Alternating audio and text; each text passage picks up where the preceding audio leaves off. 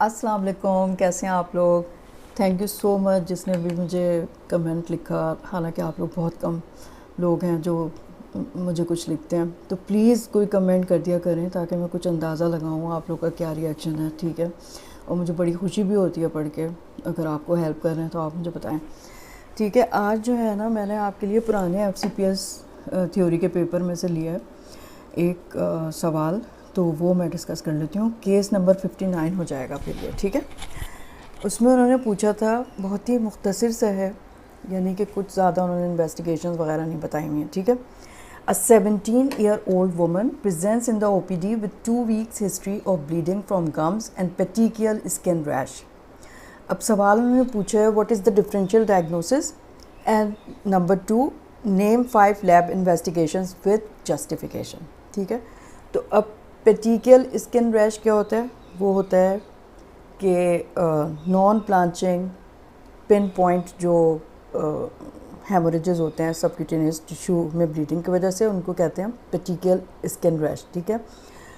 तो वो जो है ना, प्लेटलेट कम होने की वजह से हो रहे होते हैं, ठीक है। प्लेटलेट में अगर डिसफंक्शन हो तो पेटिकी नहीं होते, सिर्फ इकाइमोसिस होते हैं, ठीक है। लेकिन अगर प्लेटलेट कम है तो इकाइमोसिस यानी कि ब्रूइजिंग और पेटिकी दोनों हो सकते हैं, ठीक है। तो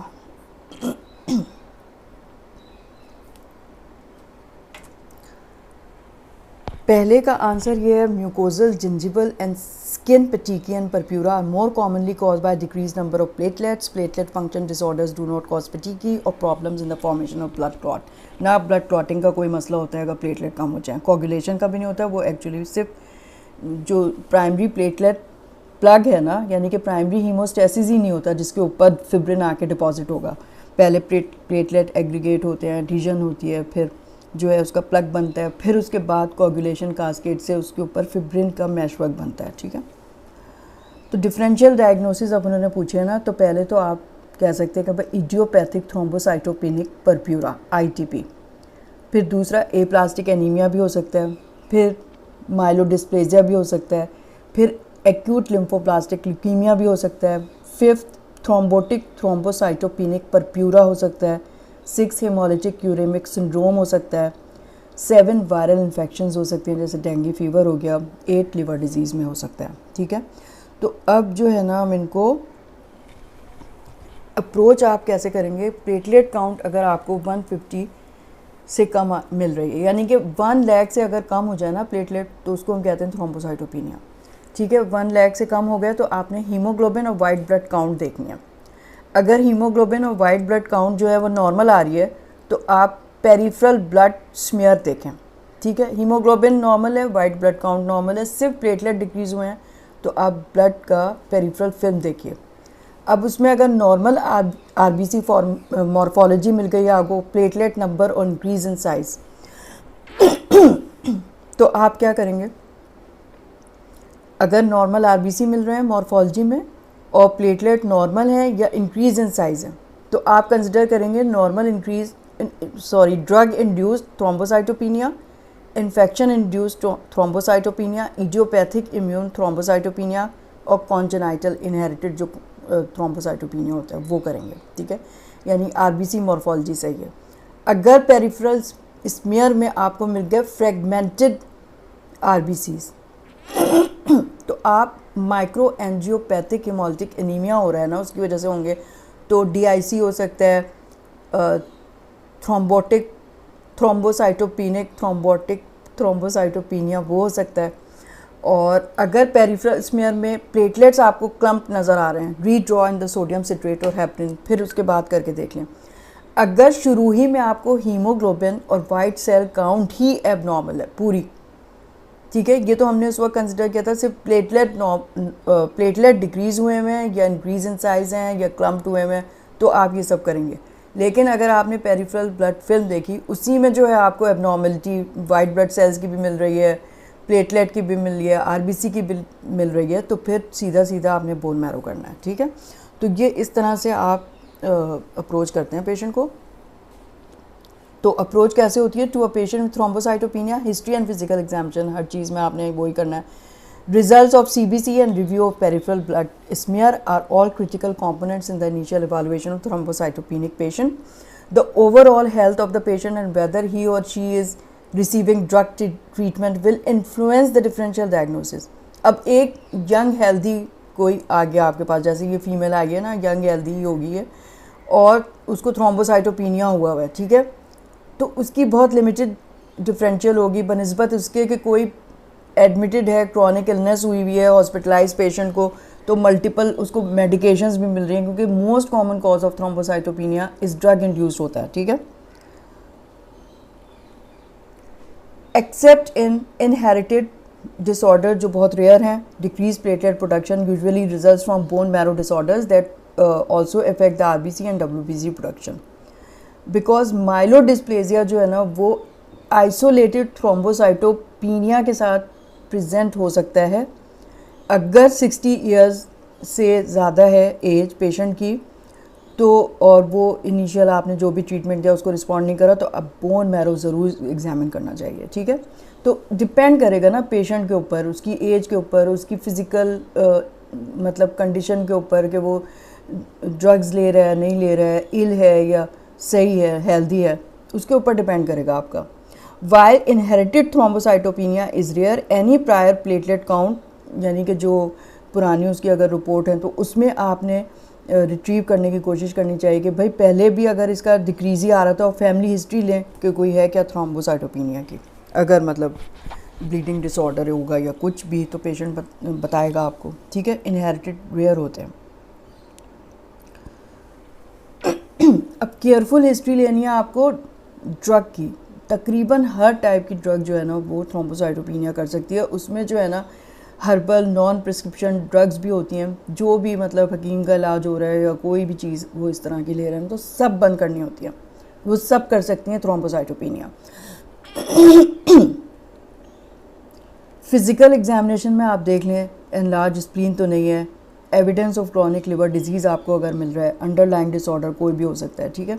mild to moderate splenomegaly is difficult to appreciate in many individuals, तो फिर आप मतलब अगर ओबीज़ है, बॉडी हैबिटस है, ऐसा है कि आपको नहीं पता चल रहा है स्प्लीनोमेगाली का, तो मतलब हर पेशेंट का फिर एब्डोमिनल अल्ट्रासाउंड होना चाहिए जिसको भी आप थ्रोम्बोसाइटोपिनिया के लिए इवालुएट कर रहे हैं।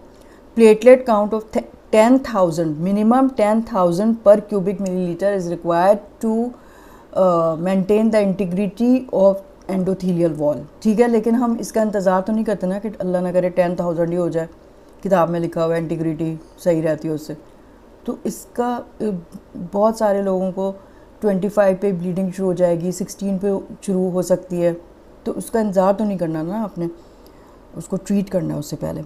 When the count is markedly low, petechiae first appear on the areas on increased venous pressure, the ankles and the feet in the ambulatory patient. तो पेशेंट के फीट जो है ना, एंकल्स जो हैं उनको आप गौर से देखें। फिर पैलेट पे हो सकता है, अपर पैलेट, उसको आप टॉर्च से देखें।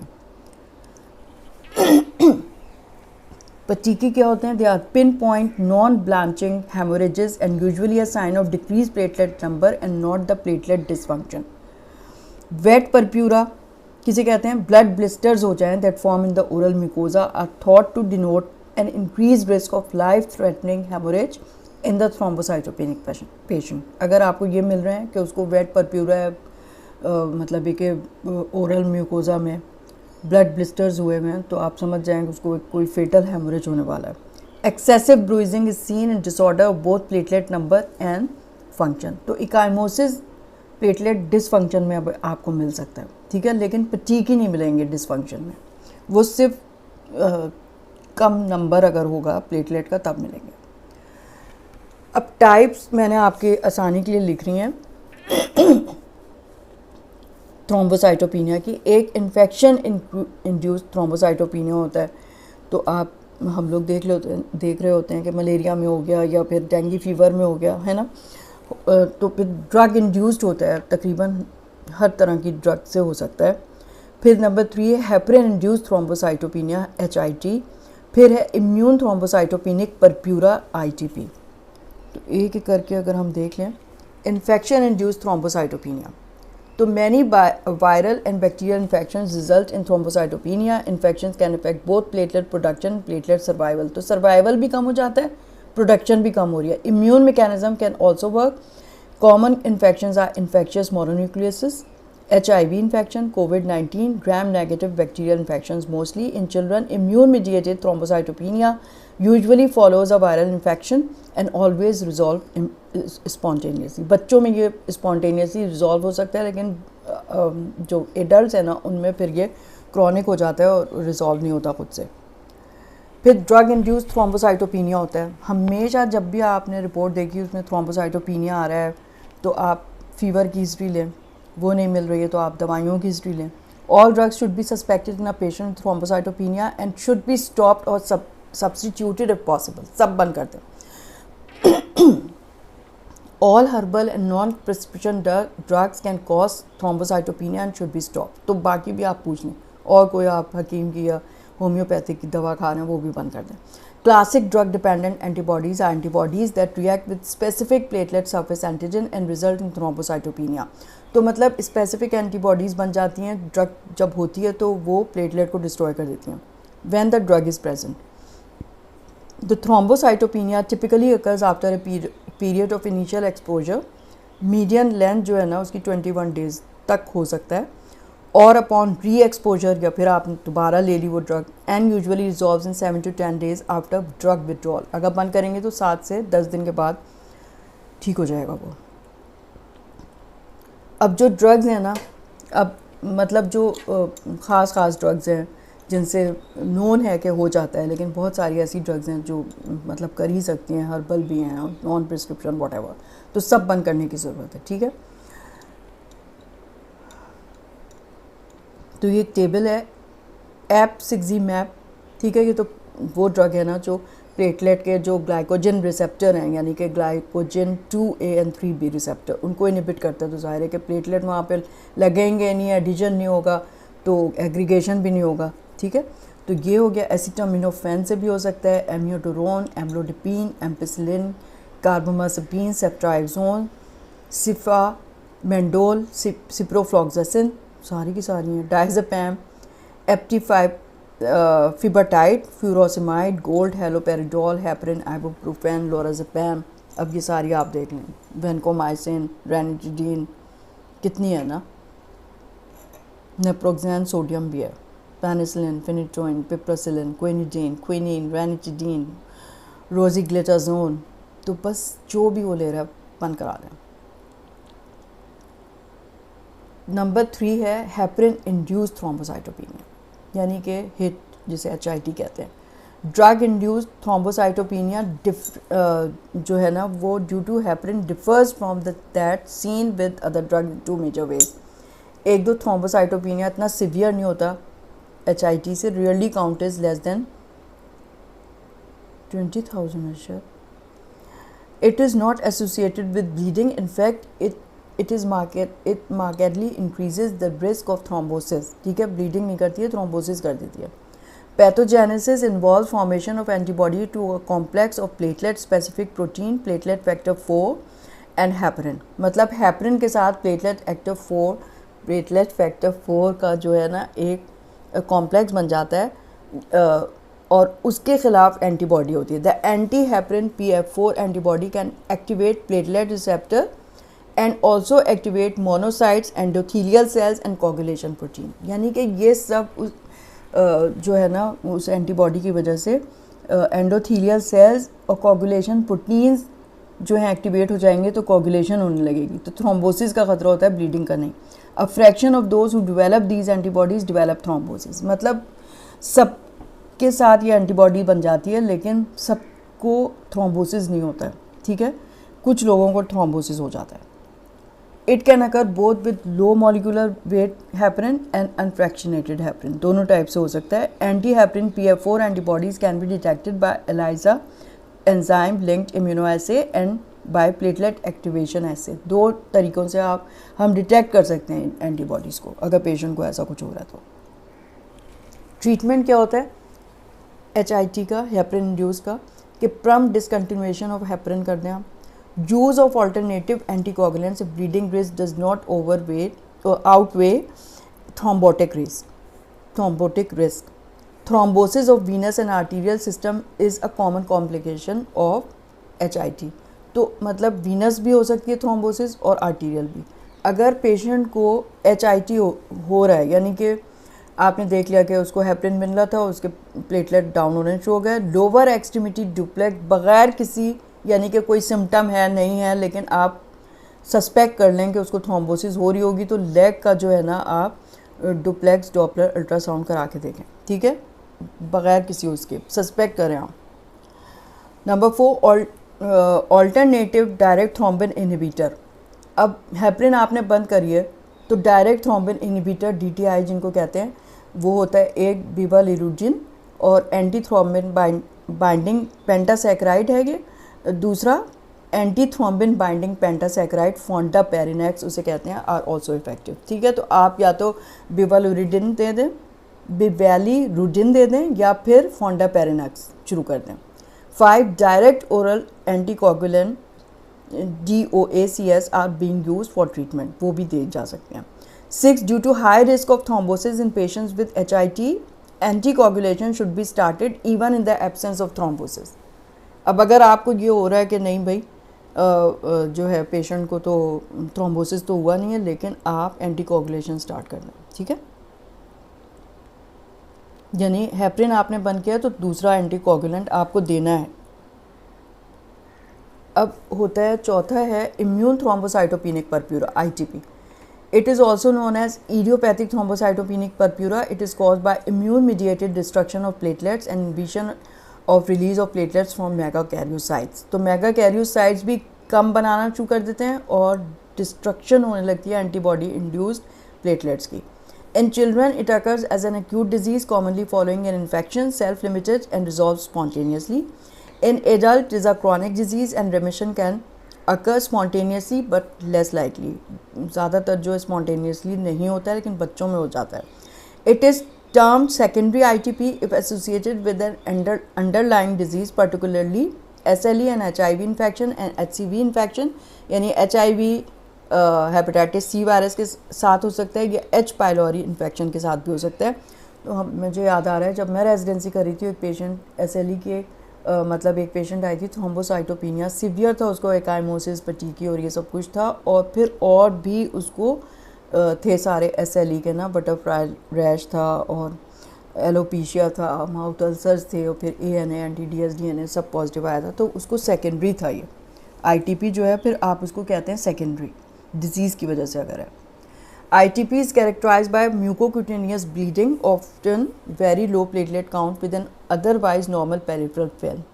Patients present with ecchymosis or petechiae or thrombocytopenia incidentally found on CBC. बहुत सारे पेशेंट तो होते हैं उनका आपने कराया ऐसे ही किसी भी चेकअप के लिए वो आया तो CBC में बस थ्रोम्बोसाइटोपेनिया आ गया, या पेशेंट आपके पास प्रेजेंट हुआ उसको ब्रूजिंग भी हो रही है और पेटीकी भी हो रहा है, ठीक है। तो दोनों तरह से मिल सकता है आपको। Mucocutaneous bleeding, oral mucosa, gastrointestinal और हैवी मेंस्ट्रुअल ब्लीडिंग में भी प्रेजेंट। एक मैं पेशेंट देख चुकी हूँ उसको हैवी मेंस्ट्रुअल ब्लीडिंग थी और थ्रोम्बोसाइटोपेनिया था। Rarely life threatening haemorrhage including central nervous system can occur. तो मतलब ये नहीं सोचना चाहिए कि उसको म्यूकोजली ब्लीडिंग सिर्फ माउथ में हो रही होगी या कुछ और होगा, अरे भाई उसको इंट्राक्रेनियल कैविटी में हो सकती है, ठीक है, उसको जो है गैस्ट्रोइंटेस्टिनल हेमोरेज हो सकता है, तो लाइफ थ्रेटनिंग होते हैं ये। Wet purpura, blood blisters in the mouth, जिसका मतलब है, एंड रेटिनल हेमोरेजेस में हराल लाइफ थ्रेटनिंग ब्लीडिंग, तो रेटिनल हेमोरेज भी हो सकता है।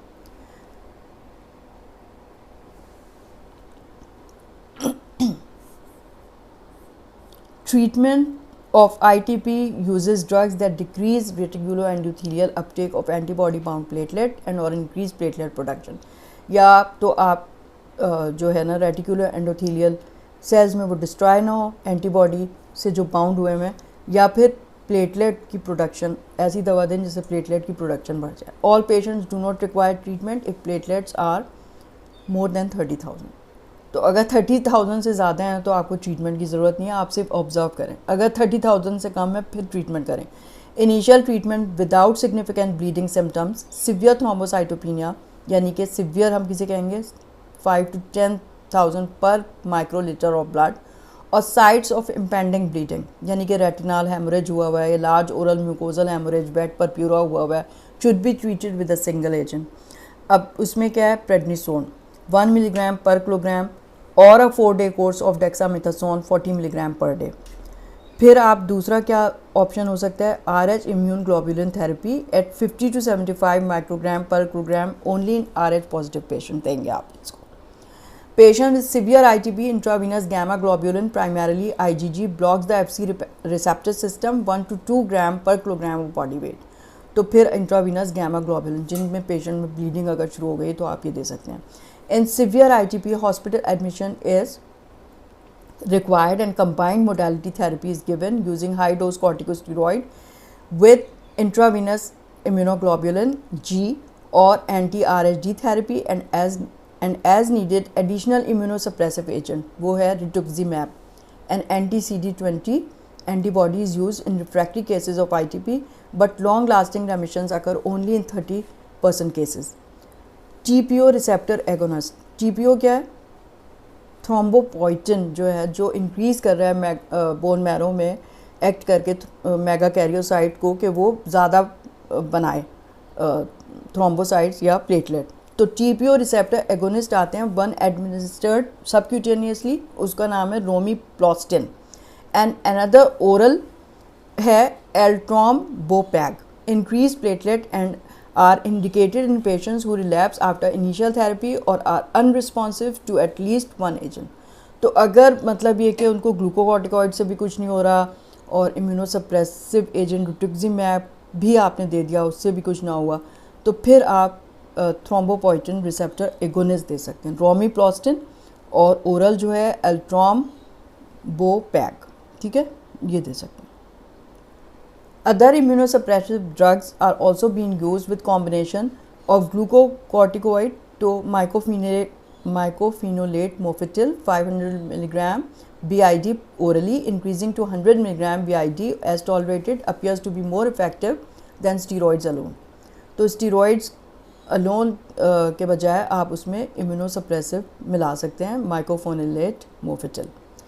Splenectomy has been used for treatment of patients who relapse after glucocorticoid or tapered and remains a treatment option। मतलब सब कुछ आपने कर लिया फिर भी पेशेंट रिलैप्स हो गया तो फिर स्प्लीनेक्टमी ऑप्शन है, यानी कि प्लेटलेट डिस्ट्रॉय हो रहे हैं ना एंटीबॉडी की वजह से, आप स्प्लीन ही निकाल दें जहाँ पे प्लेटलेट डिस्ट्रॉय हो रहे हैं। However, with the recognition that ITP will resolve spontaneously in some patients, observation if platelet count is higher, intermittent treatment with immunoglobulin IgG or anti-RHD or initiation of treatment with TPO receptor agonist may be a reasonable approach to see if ITP will resolve prior to splenectomy or other therapies। तो मतलब फ़ौरन ये option नहीं use करना चाहिए, मतलब जो है ना वो स्पॉन्टेनियस रेमिशन इसके साथ हो सकता है इन दवाइयों के साथ, तो सब कुछ आप ट्राई करें पहले, और फिर भी अगर ना हो तो फिर स्प्लीनेक्टमी करें। ज़ाहिर है स्प्लीनेक्टमी अगर करेंगे तो आपको वैक्सीनेशन अगेंस्ट एनकैप्सुलेटेड ऑर्गेनिज्म करना पड़ेगा प्रायर टू स्प्लीनेक्टमी, जिसमें नीमोकोकस है, मेनिंजियोकोकस है, हेमोफिलस इन्फ्लुएंजा, इन तीनों की वैक्सीनेशन करके फिर आप स्प्लीनेक्टमी करवाते हैं, ठीक है। तो आंसर उन्होंने दूसरा जो क्वेश्चन था ना कि मतलब किस तरह इन्वेस्टिगेट, कौन कौन सी 5 इन्वेस्टिगेशन पूछी है ना, अब आपको आ जाएगा 5 इन्वेस्टिगेशन जो इतना सारा हमने डिस्कस कर लिया। तो पहला तो CP है, यानी CBC, complete picture of blood, उसमें आप देख लें सिर्फ प्लेटलेट कम है या जो है वो WBC की भी अबनॉर्मलिटी मिल रही है आपको, जो है वो RBC की भी मिल रही है, तो फिर उस हिसाब से आप करेंगे ना उसको investigate. In case of ITP isolated platelet count will be decrease, other cell lines will be normal, जैसे वो मैंने अपने चार्ट में दिखाया था आपको पहले। फ्रेगमेंटेड अगर RBC मिल रहे हैं शोइंग, तो इसका मतलब है माइक्रो एंजियोपैथिक हेमोलिटिक एनीमिया, जिसे MAHA कहते हैं, और रेटिकुलोसाइट इंक्रीज मिलेंगे आपको, यानी कि सारी आपको हेमोलिसिस की अगर कराएंगे ना आप, हेमोलिसिस की पिक्चर आपको मिल जाएगी। इन केस ऑफ माइलोडिस्प्लेजिया और acute lymphoblastic leukaemia, abnormal cells of blast cells can be present, but in 10% cases no such cells that may be present अगर ल्यूकीमिक ल्यूकीमिया हो। तो हर चीज़ आपने मतलब अपनी लिस्ट में रखनी है। नंबर 2 बोन मैरो, क्योंकि माइलोडिस्प्लेजिया भी जो है वो आइसोलेटेड थ्रोम्बोसाइटोपिनिया के साथ प्रेजेंट हो सकता है, तो बोन मैरो बायोप्सी आप फिर करेंगे। कब करेंगे? जब या तो आइसोलेटेड ही आपको मिल रहा है पेशेंट की एज 60 इयर्स या उससे अबव है और जो है उसको उसमें भी कर देंगे। और डायरेक्ट आप कब ऑप्शन होगा आपका बोन मैरो का कि अगर आपको आरबीसी की लाइन में भी मॉर्फोलॉजी उसकी या ब्लास्ट सेल्स मिल रहे हैं, सॉरी मॉर्फोलॉजी उसकी फ़र्क है, या फिर जो वो हैं न्यूट्रोफिल्स उनकी ऑबनॉर्मलिटी है, ब्लास्ट सेल्स हैं, तो भी आप करेंगे। Whereas in aplastic anaemia it is hypocellular, यानी आईटीपी शोज़, अगर बोन मैरो आपने किया एसेंशियल है वो कि करें। In ITP it shows increase number of megakaryocytes, whereas in aplastic anaemia ज़ाहिर है हाइपोसेलुलर होगा ना, क्योंकि मेगाकैरियोसाइट क्या स्टेम सेल्स ही ख़त्म हो रहे हैं उसमें। In case of ALL more than 20% blast cells are present in myelodysplasia abnormal cell morphology in all cell lines. तो ये जस्टिफिकेशन इस तरह से करेंगे आप।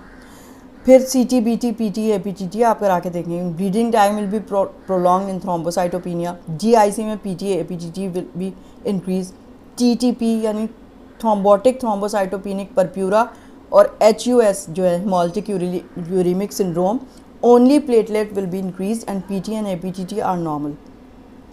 जो thrombotic thrombocytopenic purpura haemolytic uraemic syndrome है ना, उसमें जो है ना वो सिर्फ थ्रोम्बोसाइटोपिनिया और माइक्रो एंजियोपैथिक हेमोलिटिक एनीमिया मिलता है, ठीक है। उसमें जो है ना PT, APTT नॉर्मल होता है। DIC में PT, APTT एबनॉर्मल होता है, मतलब प्लेटलेट कम होने के साथ साथ PT, APTT भी एबनॉर्मल होता है। 4 LFT करवाएंगे आप। Will be disturb in chronic liver disease and haemolytic anaemia, also increase indirect या अनकॉन्जुगेटेड प्लूरिबिनीमिया, हाइपर प्लूरिबिनीमिया होगा, यानी LDH भी इंक्रीज़ होगा जिसमें हेमोलिसिस हो रहा है अगर, तो LDH इंक्रीज़ होगा, हेप्टोग्लोबिन जो है डिक्रीज़ होंगे और अनकॉन्जुगेटेड हाइपर प्लूरिबिनीमिया होगा। तो ये आप सब करा के देख लीजिए, ठीक है। फिर जो है आप अल्ट्रासाउंड कराएंगे एब्डोमेन और एक्सरे चेस्ट। क्यों कराएंगे अल्ट्रासाउंड एब्डोमेन? ज़ाहिर है अब हो सकता है कि आपको बॉडी हैप्टस ऐसा हो कि उसमें आपको स्प्लीन पैल्पेशन में नहीं मिली है, तो आपने कराना है, ठीक है। स्प्लीन देखने के लिए, लिवर की एनलार्जमेंट देखने के लिए, और एक्सरे चेस्ट आपने कराना है mediastinal mass in case of lymphoblastic leukaemia अगर है तो, या लिम्फोमा, ठीक है। तो ये हमारा हो गया। अच्छा, एक TTP में आपको थोड़ा सा बताता हूँ। TTP में जो है ना, यानी थ्रोम्बोटिक थ्रोम्बोसाइटोपिनिक परप्यूरा, उसमें क्या हो रहा होता है कि जो वॉन विल्ब्रेंड फैक्टर होता है ना, नॉर्मली वॉन विल्ब्रेंड फैक्टर जो है एंडोथेलियल सेल से निकलता है, और उसका काम ये होता है कि प्लेटलेट को अगर जैसे एंडोथेलियल वॉल में इंजरी हो गई है तो सब एंडोथेलियल टिश्यू एक्सपोज हो जाएगा, तो वॉन विल्ब्रेंड फैक्टर जो है ना प्लेटलेट को उस इंजर्ड लाइनिंग में जोड़ देता है, यानी कि उसकी एडिशन करा देता है वॉन विल्ब्रेंड फैक्टर। और वॉन विल्ब्रेंड फैक्टर जो है ना नॉर्मली वो होता है लार्ज मल्टीमियर उसके मॉलिक्यूल्स होते हैं, उससे वो बनता है, ठीक है। तो फिर एक जो है मेटालोप्रोटीनेज, एक ऐसा एंजाइम है जो उसको क्लीव कर देता है, उसमें से मतलब मैक्रो मल्टीमेयर जो मॉलिक्यूल है ना उनको छोटा कर देता है, तो फिर वो बाइंड करता है, तो नॉर्मल बाइंड होते हैं प्लेटलेट्स। लेकिन अगर वो जो एंजाइम है यानी मेटालोप्रोटीनेज, उसका नाम है क्या है, पता नहीं क्या नाम है उसका,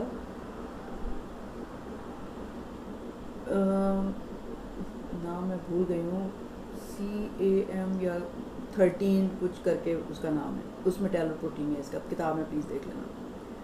तो वो उस एंजाइम से ना वो क्लीव होता है, तब जाके वो सही बाइंड करता है प्लेटलेट को। लेकिन अगर वो एंजाइम डेफिशिएंट हो मेटालोप्रोटीनेज का, जिसका वो स्पेशल नाम है जो मैं भूल गई हूँ अभी, तो वो फिर ना वो मैक्रो मेयर्स ही रहते हैं उसके, और फिर वो प्लेटलेट बहुत ज़्यादा फिर एग्रीगेशन और ये सब वो फिर उसको क्लॉटिंग फैक्टर को ना वो स्टिमुलेट कर देते हैं, तो उससे थ्रोम्बोसिस, माइक्रो थ्रोम्बोसिस होने लगती है, ठीक है।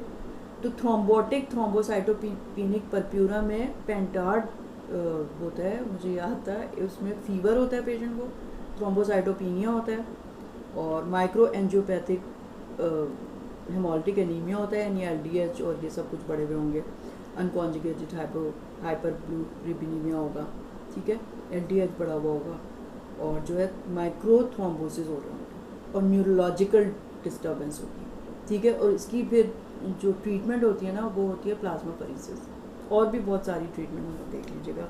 रिटुक्सीमैब भी शायद इस्तेमाल करते हैं, रिटुक्सीमैब नहीं, लेकिन कोई और स्पेशल एंटीबॉडी है उसके लिए जो TTP में इस्तेमाल करते हैं। इसी तरह हेमोलिटिक यूरेमिक सिंड्रोम में फिर रीनल फेलियर हो रहा होता है इस वजह से। तो इसमें जो है ना वो PTAPTT बड़े हुए नहीं होते हैं, सिर्फ थ्रोम्बोसाइटोपिनिया होता है। DIC में होगा थ्रोम्बोसाइटोपिनिया, उसमें भी होता है, और PTAPTT बड़े हुए होते हैं, ठीक है। तो ये हमारा कंप्लीट हो गया थ्रोम्बोसाइटोपिनिया। आप लोग कितना देख रहे होते हैं, डेंगू आया फिर वो हो गया, 30 से कम मैं तो नहीं होने देती हूँ, फ़ौरन उसको जो है ना फिर आप प्लेटलेट ट्रांसफ्यूज़ करें, जो भी करें मैं करूँगी, ठीक है। तो मुझे ज़रूर लिखिएगा आप, और अपने कमेंट्स, ठीक है। मैं पढ़ के बहुत खुश होती हूँ कि आपको भाई कुछ समझ आ रहा है, कुछ अच्छा लग रहा है आपको, कोई मैं हेल्पफुल चीज़ आपके लिए प्रेजेंट कर रही हूँ, ठीक है। तो प्लीज़ ज़रूर लिखें। Thank you so much. Okay, खुदा हाफिज़। और मैं ये जो रेफरेंस मैं भूल गई, मैं हैरिसन में से ही लिया, ठीक है, यानी उसका 20th एडिशन और 2022, ठीक है। ओके, थैंक यू, खुदा हाफिज़।